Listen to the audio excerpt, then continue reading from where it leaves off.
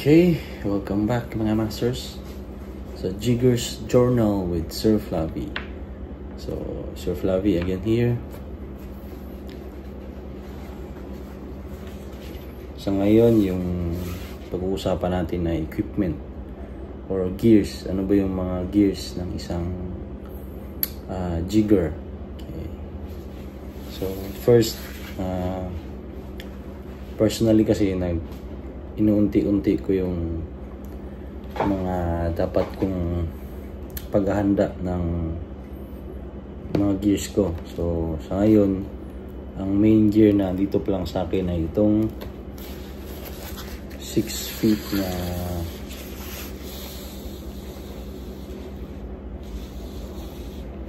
jigging rod. Okay.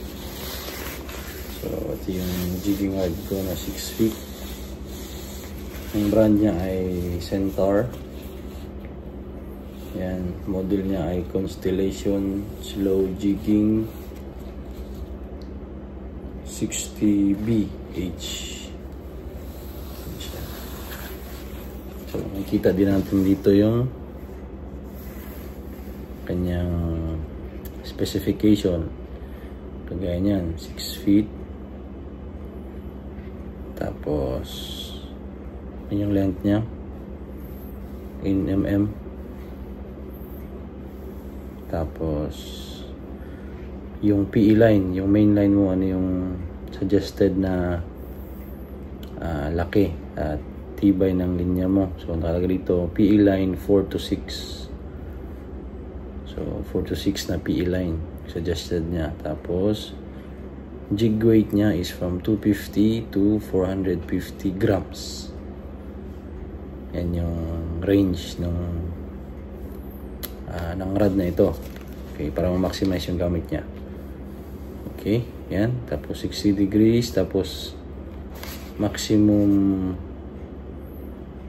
power is 22 kilograms. So, kaya niya ang 22 kilograms na hila. Medyo malaki-laki na rin yun, no? 22 kilograms.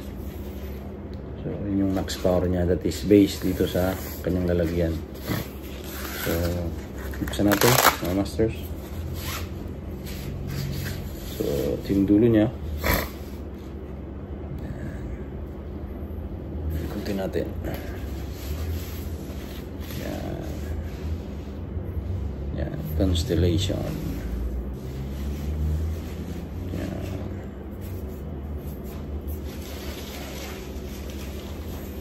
Medyo mahaba siya mga masters. So, ingat lang kasi baka bali yung dulo.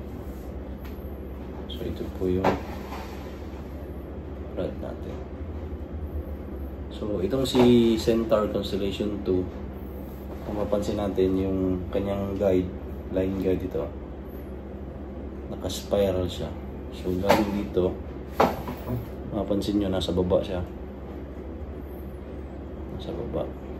Tapos ito, ang packet na. Yan.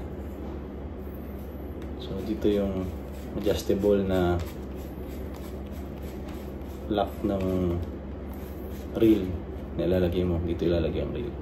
So, sa ngayon, wala pa akong reel. Pero, according kay Shopee, papunta na daw yung reel natin. So, yan. So, dito yung reel. Dito itutusok yung linya.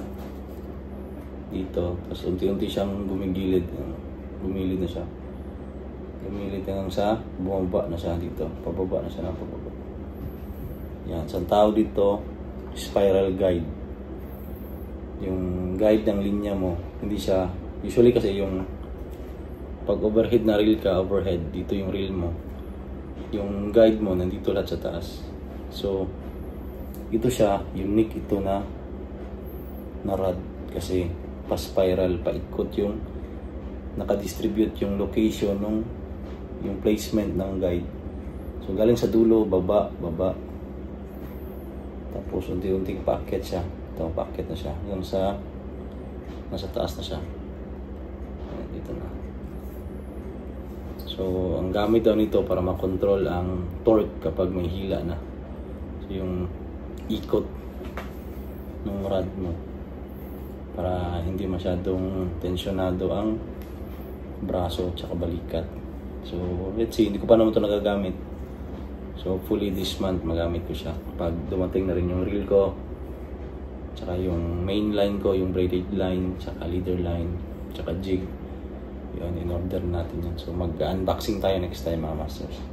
So again, ito yung red ko, naka-spiral guide Centaur Constellation 2. So made of carbon from Japan yung carbon nito. So excited na to use this rod. So that's it for now, masters. Thank you for watching.